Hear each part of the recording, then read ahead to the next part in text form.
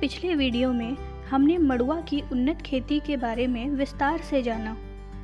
आज के इस वीडियो में हम मड़ुआ की कटाई छटाई और भंडारण के विषय में जानेंगे।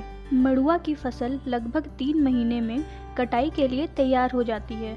जब इसके दाने पक कर भूरे दिखाई देने लगे और इनमें हल्की नमी हो तो सही समय पर इसकी कटाई कर लेनी चाहिए, अन्यथा दानों के झड़ने की संभावना होती है।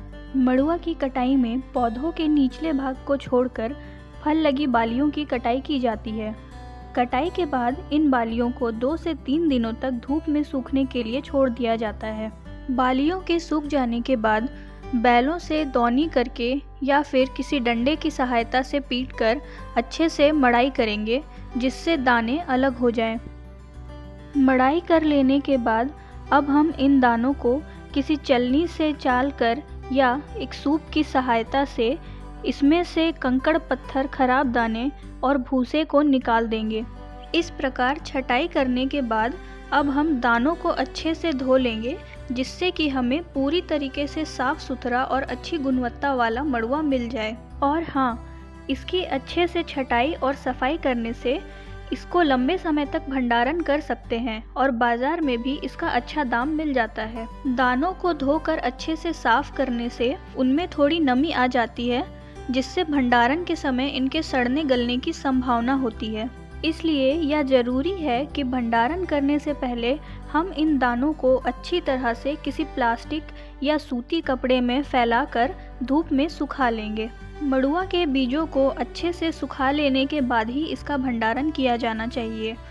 और यह भी ध्यान रखें कि भंडारण के लिए हम जिन बर्तन या बोरियों का इस्तेमाल करने वाले हैं, उन्हें भी अच्छे से धोकर धूप में सुखाकर ही प्रयोग में लाना चाहिए। भंडारण में उपयोग होने वाली इन बोरियों या बर्तन को जमीन से थोड़ी ऊंचाई पर रखें और दीवार से सटाकर ना रखें।